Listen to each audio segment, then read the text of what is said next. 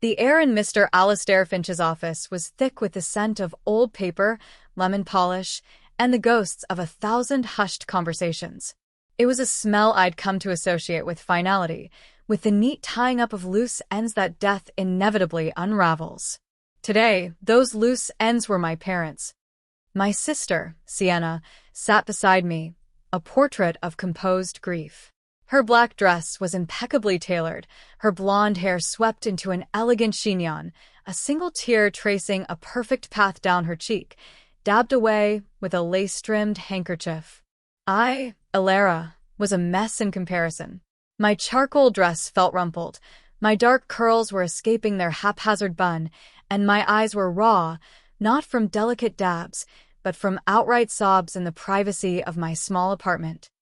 Mr. Finch, a man whose kindness seemed as much a fixture of his office as the mahogany desk, cleared his throat. "We are gathered today for the reading of the last will and testament of Arthur and Eleanor Vance." His voice was gentle, yet carried the weight of the occasion. I braced myself. My parents and I had a complicated relationship. They'd always championed Sienna's ambitious, corporate ladder-climbing path, her shrewd business acumen, her marriage to a wealthy investor. My life as an art therapist, dedicated to helping troubled kids find their voice through creativity, was viewed with a sort of affectionate bewilderment, often tinged with disappointment. "It's lovely, dear," Mum would say, "but does it pay the mortgage?" Dad would just grunt, a sound I learned to interpret as, "When are you going to get a real job?" Still, they were my parents. I loved them, and I'd believed, deep down, that they loved me in their own way. Mr. Finch began to read. The usual legal preamble, the bequeathing of small sentimental items to distant cousins, a donation to their favorite charity. My heart thrummed a nervous rhythm against my ribs. Liam, my partner, had squeezed my hand before I left, murmuring, "Whatever happens, you're loved, Clara." By me, fiercely. His words were a small, warm coal in the pit of my stomach. Then came the clause that shattered that fragile warmth. "To my beloved daughter, Sienna Marie Thompson," Mr. Finch read, his gaze flicking towards my sister, "I bequeath the entirety of my residual estate. This includes the family home at 12, Willow Creek Lane, all financial assets, stocks, bonds, and personal effects not otherwise specified." Silence. A thick, suffocating silence. My breath hitched. The entirety? Everything? I looked at Sienna.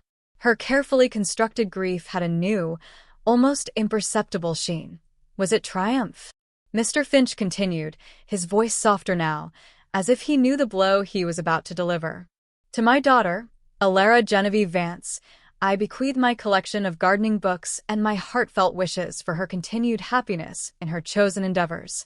We trust that Sienna will, in her generosity, ensure Clara is not left wanting for any small keepsakes she may cherish from our home." Gardening books. And a suggestion that my wealthier sister might deign to give me a trinket. The words hit me like a physical slap. It wasn't about the money, not really. It was the stark, brutal confirmation of what I'd always feared. I was the afterthought, the lesser child.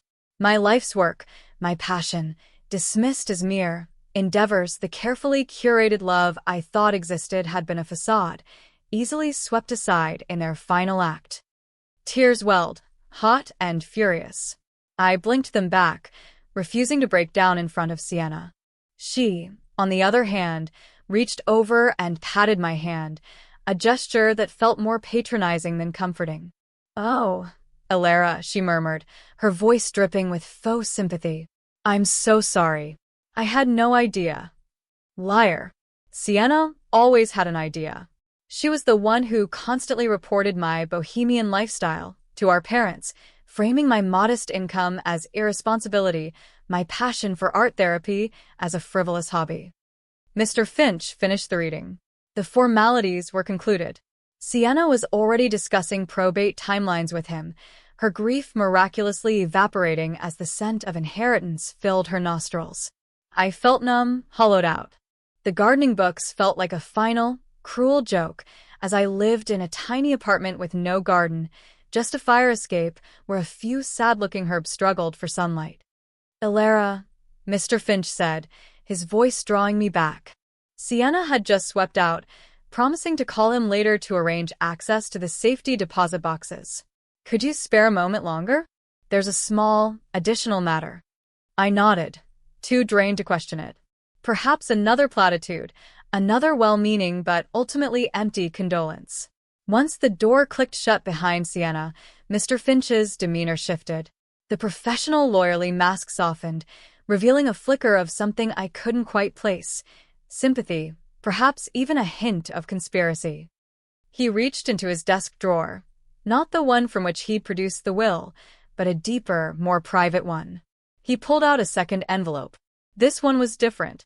Not the crisp, legal-sized manila of the first, but a softer, cream-colored envelope, sealed with a familiar wax stamp, my mother's favorite fleur-de-lis, the one she used for personal correspondence. My name, Clara, was written on the front in my mother's elegant, slightly shaky script. My heart gave a painful lurch. "Your parents," Mr. Finch began, his voice low, "were complex people, Clara. They loved you very much." I almost laughed. "The gardening books certainly screamed love," I said, bitterness lacing my tone. He smiled faintly. "Arthur and Eleanor instructed me to read the first will in Sienna's presence, as you just witnessed. They were specific about that. However, they also entrusted me with this." He slid the cream envelope across the polished desk. "This is a subsequent codicil, a later will, in fact, executed 3 months after the one I just read. It explicitly revokes all previous wills and testaments." I stared at the envelope, then at him, my mind struggling to process his words. "A second will? That overrules the first." "Precisely," Mr. Finch confirmed, a twinkle in his eye. "They stipulated it was to be given to you privately after the initial reading, and only if I, as their executor, deemed the circumstances appropriate based on certain observations." "Observations?" I whispered, my fingers tracing my mother's handwriting. "Let's just say," Mr. Finch said delicately, "they were concerned about how news of substantial inheritance might affect both their daughters, albeit in different ways. They wanted to see reactions. Understand motivations." He paused. Sienna's reaction to the first will was illuminating, shall we say. Exactly as they predicted, I fear. My hand trembled as I reached for the envelope. "So, the first will, it was a test? For Sienna?" "Among other things," Mr. Finch said. "Perhaps a lesson, or a final, rather dramatic, attempt to convey something they struggled to express in life. They knew Sienna's nature, her ambition. They also knew your nature, Clara. Your kindness, your lack of materialism. They worried Sienna's influence, or her potential resentment if things were divided equally from the outset, might cause you undue pain or complication." I was speechless. A whirlwind of emotions, confusion, disbelief, a dawning, fragile hope, and a fresh wave of grief.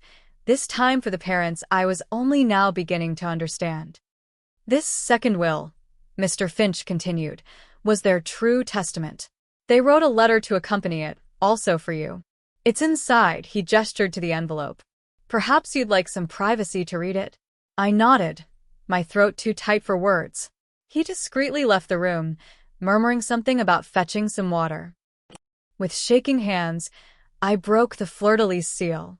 Inside, nestled against a formally typed legal document, was a handwritten letter, several pages long, in my mother's familiar cursive, with my father's bolder, more sprawling signature at the end.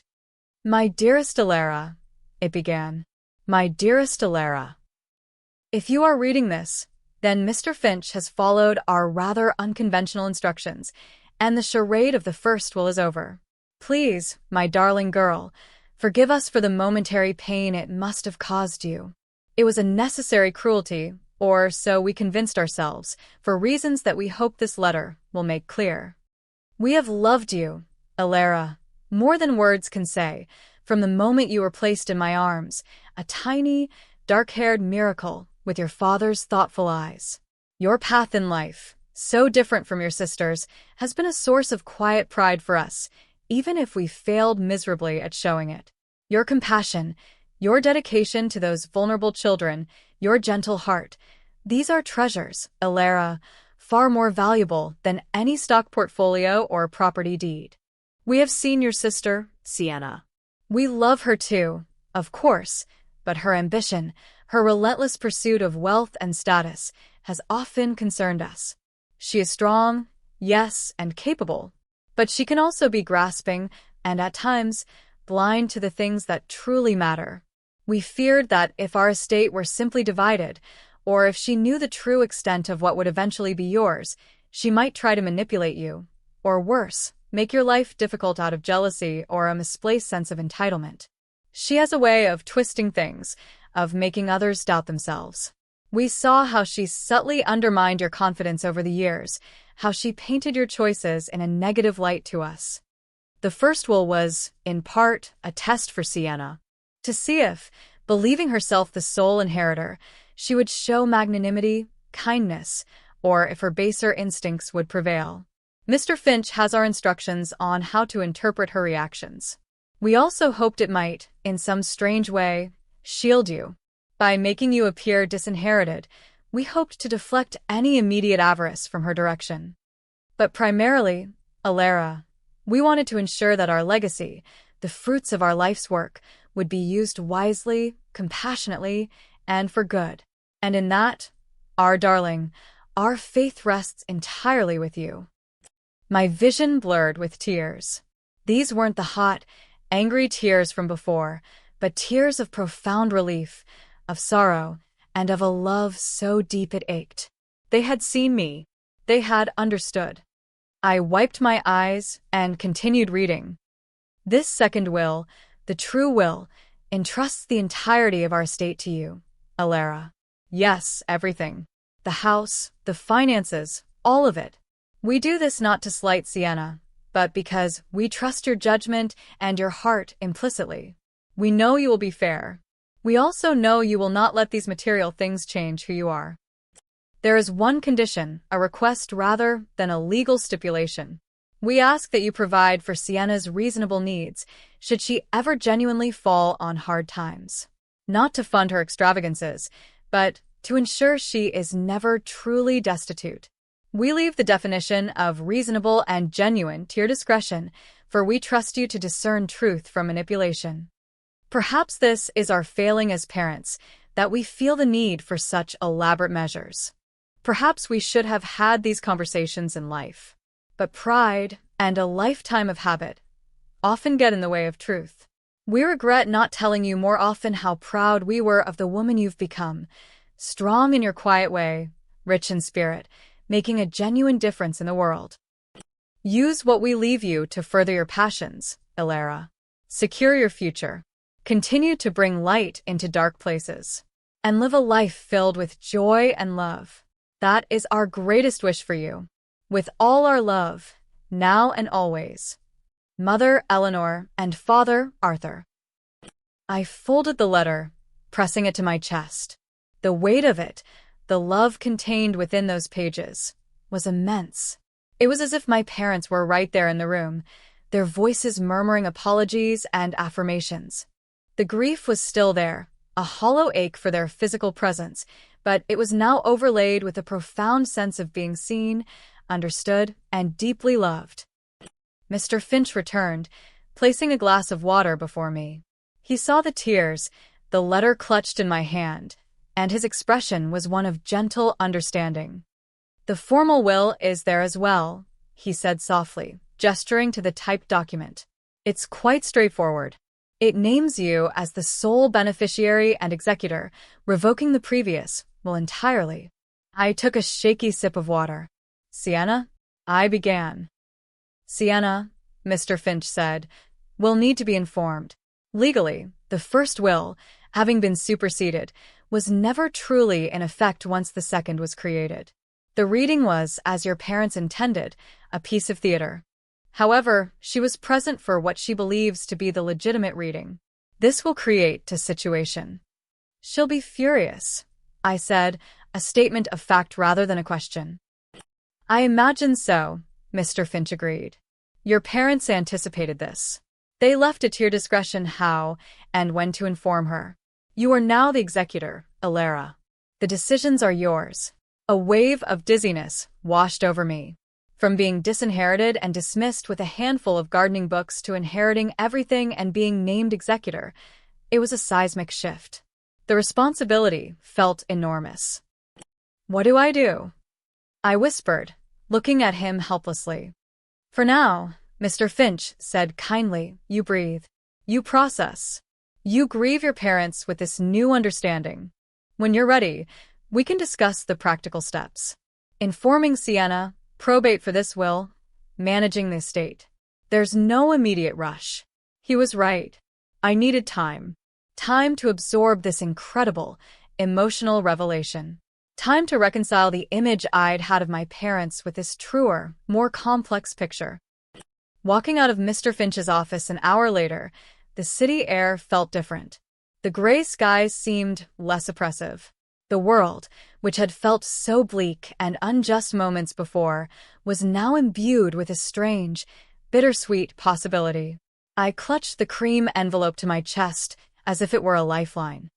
Liam was waiting for me at a small cafe nearby, his face etched with concern. When he saw me, his expression shifted to one of intense relief, though confusion quickly followed as he took in my tear-streaked but somehow lighter countenance. Clara? What happened? You look... He searched for the word. Different. I sat down, took a deep breath, and began to tell him everything. The initial devastation, Sienna's smugness, and then the second envelope. As I recounted my parents' letter, his eyes widened and he listened, spellbound, holding my hand tightly. When I finished, he was silent for a long moment, simply looking at me.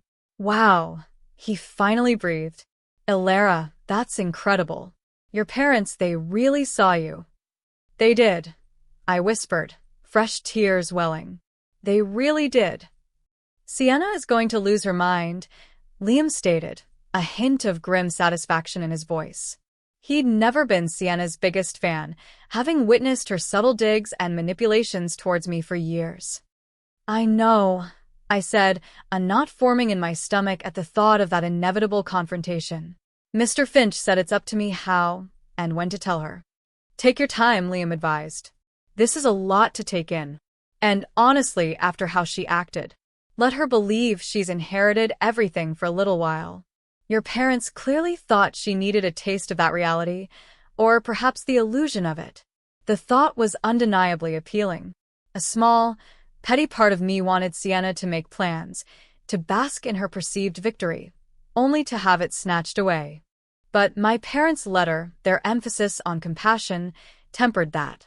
They hadn't done this purely out of spite, but out of a complicated, protective love for me and a desperate, perhaps misguided, hope for Sienna. Over the next few days, I lived in a surreal bubble. I reread my parents' letter countless times, each reading bringing both comfort and a fresh pang of grief for the conversations we never had. I visited their house, my house, a thought that still felt alien. It was filled with memories, both happy and strained. Walking through the rooms, I saw not just furniture and possessions, but layers of their lives, their personalities. Mum's gardening books, the ones mentioned in the first will, were on a shelf in the sunroom, overlooking the garden she'd poured so much love into. I picked one up, its pages filled with her notes, pressed flowers tucked between chapters. This small, once bitter inheritance now felt like a precious connection. Sienna, meanwhile, was on a tear. She'd called me twice. The first call was brief, a cursory. Just checking you're okay. Let me know if you want to come by the house to pick out a few knickknacks before I start clearing it out. The condescension was palpable. The second call was more agitated. The bank is being difficult about accessing the main accounts, she'd snapped. They need more paperwork from Finch. It's ridiculous. I need to start making arrangements. Each call was a fresh reminder of the impending storm. A week after the reading, I knew I couldn't delay any longer. I called Sienna and asked her to meet me at the house. There are some things we need to discuss regarding Mum and Dad's estate, I said, keeping my voice carefully neutral. Fine, she replied, a hint of impatience in her tone. I can spare an hour tomorrow afternoon. I'm meeting with a realtor then anyway, to get an appraisal. My heart sank. A realtor? Already? The next day, I arrived at Willow Creek Lane before Sienna. The house felt quiet, expectant. I made tea, my hands surprisingly steady. I sat in the living room, my parents' letter and the second will in my handbag, resting on the armchair beside me. Sienna breezed in, impeccably dressed as always, tapping her foot. Okay, Clara, what is it? I really don't have a lot of time. The appraiser is coming at 3-inch. Sienna, please sit down, I said. She raised a perfectly sculpted eyebrow but complied, perching on the edge of the sofa as if ready to bolt. I took a deep breath. There's something you need to know about the will Mr. Finch read last week. What about it? She asked sharply. Is there a problem with probate? Because I told Finch I want it expedited. That will, I interrupted gently but firmly, is not Mum and Dad's final testament. Sienna stared at me, her expression shifting from impatience to confusion, then to dawning suspicion. What are you talking about, Clara? Of course it is. We were both there. Yes, we were, I agreed. But Mum and Dad made a later will. One that revokes the one Mr. Finch read. Sienna's face hardened. Don't be ridiculous. If there was another will, Finch would have read it. Are you having some kind of breakdown, Clara? Is this your way of coping? Pretending? I'm not pretending, Sienna. I reached into my bag and pulled out the cream envelope, now slightly worn from my frequent handling, and the official-looking document of the second will. I placed them on the coffee table between us. After you left Mr. Finch's office, I explained, he gave me this. It's a will they executed 3 months after the one we heard, and it comes with a letter. Sienna looked at the envelope, her eyes narrowing. She didn't reach for it. This is absurd. A trick. Finch would be disbarred for such a thing. He was following Mum and Dad's explicit instructions, I said. They wanted the first will read to you. They wanted to see, well, it doesn't matter now what they wanted to see. The point is, this is their true will, Sienna. A flicker of unease crossed her face. And what does this supposed true will say? She asked, her voice laced with sarcasm. That you get the good silver after all? I met her gaze directly. It says that Mum and Dad left their entire estate to me, Sienna. Everything. The house, the finances. And they named me as executor. The color drained from Sienna's face. For a moment, she was utterly still, her perfectly made-up face a mask of disbelief. Then, a harsh, disbelieving laugh escaped her lips. You're lying. This is a joke. A cruel, pathetic joke, Clara. You forged this. It's not a joke, and it's not forged, I said, my voice quiet but firm. Mr. Finch has validated it. It's legally binding. The other will is null and void. Sienna shot to her feet, her composure finally cracking. I don't believe you. They wouldn't. They loved me. I was the good daughter, the successful one. You were the disappointment with your little hobby career. The words, though harsh, no longer stung as they once would have. My parents' letter had armed me against them. They loved us both, Sienna, I said. But they made their decisions. They explained their reasons in a letter to me. I gestured to the cream envelope. You can read it if you like. Or you can call Mr. Finch. He will confirm everything. Sienna's eyes darted between me, the documents on the table and the telephone. Her mind was clearly racing, trying to find an angle, a way this couldn't be true. The smugness, the confidence, had vanished, replaced by a raw, desperate anger. This is your doing, she suddenly shrieked, her voice high and ragged. You manipulated them. On their deathbeds, you must have poisoned them against me. Sienna, that's not true, and you know it. This was dated months before they even fell ill. This was their decision, made with clear minds. I pushed the letter towards her. Read it. Please. Understand why. She looked at the letter as if it were a venomous snake. Then, with a sudden, violent movement, she swept her hand across the coffee table, sending the envelope, the will, and a small porcelain figurine crashing to the floor. "I don't want to read your lies," she screamed. "I'm calling Finch. And then I'm calling my lawyer. You will not get away with this, Clara. This house, this money, it's mine. They promised me." "They promised you nothing in the end, Sienna," I said sadly, bending to pick up the scattered papers and the broken pieces of the figurine, one of Mum's favorites. "Their final promise was to me." Sienna was already dialing, her fingers trembling with rage. I heard her demanding to speak to Mr. Finch, her voice shrill.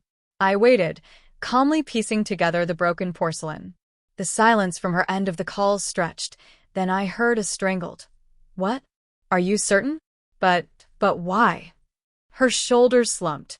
The fight seemed to drain out of her, replaced by a stunned, hollow look. She slowly lowered the phone, her eyes fixed on me, wide and disbelieving. He confirmed it," she whispered, her voice barely audible. "He said it's all true." I nodded. "I'm sorry, Sienna," and in that moment, I truly was. Sorry for her pain, sorry for the way she'd built her expectations, sorry for the flawed family dynamics that had led us to this point. "Why?" she asked again, her voice cracking. "Why would they do this to me? After everything I did for them? I managed their investments, I made sure they had the best care." "They explain it in the letter, Sienna," I said gently, holding it out again. "They weren't trying to punish you. They were trying to protect me, I think. And they trusted me to be fair." This time, she took the letter. Her hands shook as she opened it. I watched as she read, her expression shifting through a kaleidoscope of emotions: disbelief, fury, hurt, and finally, a dawning, painful comprehension. Tears began to stream down her face, ruining her perfect makeup. These were not the elegant, controlled tears from the lawyer's office. These were raw, messy, heartbroken sobs. When she finished, she let the letter fall to her lap. She looked smaller, somehow, deflated. "They thought I was grasping," she choked out. "They thought I'd hurt you." "They were worried, Sienna," I said. "They saw how different we are. And they knew how much material things mean to you, and how little they mean to me in comparison." "But I loved them," she cried, sounding like a lost child. "I did love them." "I know you did," I said. "In your own way. And they loved you. The letter says that too. This wasn't about a lack of love for you. It was about trust, and about what they wanted for their legacy." We sat in silence for a long time, the only sound Sienna's ragged breathing. The afternoon sun slanted through the windows, illuminating dust motes dancing in the air. The broken figurine lay on the table between us. Finally, Sienna looked up, her eyes red-rimmed and swollen. "So, what now?" she asked, her voice flat.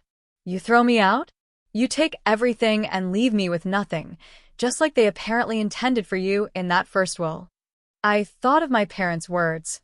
"We ask that you provide for Sienna's reasonable needs. We leave the definition to your discretion." "No, Sienna," I said. "That's not what I'm going to do." And that's not what they wanted. Ultimately, I picked up the legal document of the second will. I am the sole inheritor, yes, and the executor. But Mum and Dad also asked me to be fair to you, to ensure you're taken care of reasonably. She looked at me, suspicion warring with a sliver of hope. "Reasonably?" "Yes. The house. I think Mum and Dad would want me to live here at least for a while. To tend the garden they loved." A small smile touched my lips. "Turns out those gardening books will come in handy after all. But there are significant financial assets. Once probate is settled, and I understand the full picture, I intend to make sure you receive a substantial portion. Not half, perhaps, because I want to honor their wish to put the bulk of it towards things they valued, like supporting the art therapy center, maybe starting a small foundation. But enough, Sienna. Enough that you will be very comfortable. Enough that you won't have to worry." Sienna stared at me, speechless. "They trusted my judgment, Sienna," I continued. "And my judgment is that bitterness and feuding over money is not how I want to remember them, or live my life. They wouldn't want that either, despite this complicated way they went about things. You'd really do that, she whispered. After how I've treated you. After how I acted at Finch's office. Yes, I said. Because that's who I am. And maybe, just maybe, that's what Mom and Dad were counting on. I paused. But Sienna, things will have to change between us. The condescension, the undermining, that has to stop. I want a sister, not a rival. She looked down at her hands, then back at me. A long, shuddering sigh escaped her. They really didn't trust me, she said, a note of profound sadness in her voice. That's what hurts the most. More than the money. Perhaps they were waiting for you to show them they could, I suggested gently. Perhaps this whole thing was a painful, convoluted way of trying to get all of us to a better place. It was the beginning of a long, difficult road for Sienna and me. There were more tears, more recriminations, moments of anger, and profound hurt on her part. But there were also, gradually, moments of understanding. She read our parents' letter again, and slowly, painstakingly, began to accept the truth of their perceptions and her own role in shaping them. The realtor was canceled. The plans for a quick sale of the house were abandoned. In the months that followed, as I navigated the complexities of executorship with Mr. Finch's calm guidance, Sienna and I began to talk. Really talk for the first time in years. We talked about our childhood, our parents, our different paths. She confessed her insecurities, her fear of not measuring up, which had fueled her relentless drive for external validation. I confessed my own hurts, the times her words had cut deeper than she knew. I did, as promised, ensure Sienna was financially secure. I set up a trust for her that provided a generous income, far more than reasonable needs, but less than the entirety she had briefly believed was hers.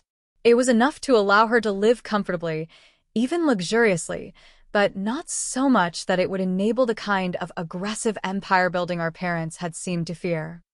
The bulk of the estate I used as they'd wished. I made a significant donation to the art therapy center where I worked, allowing it to expand its services. I bought a small cottage by the sea, a place for quiet reflection and creativity, something I'd always dreamed of.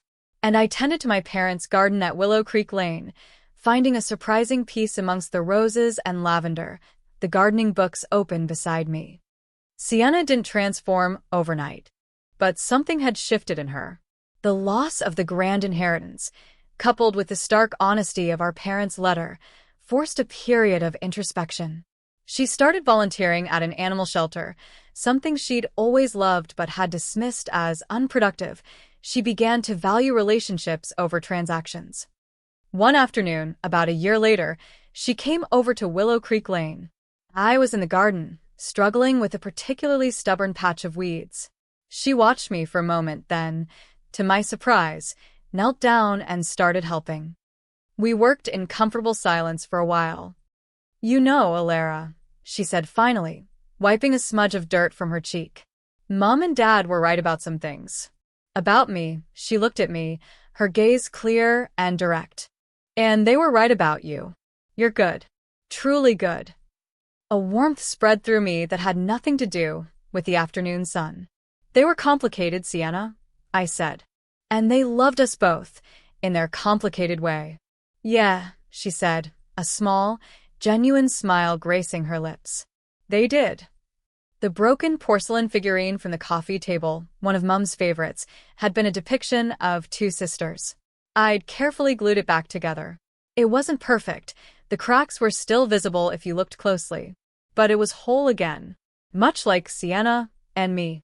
Our relationship would always bear the scars of the past, the hairline fractures of old hurts and misunderstandings. But it was, finally, healing, held together by a newfound honesty and a shared, complex legacy of love. And in the end, that felt like the richest inheritance of all.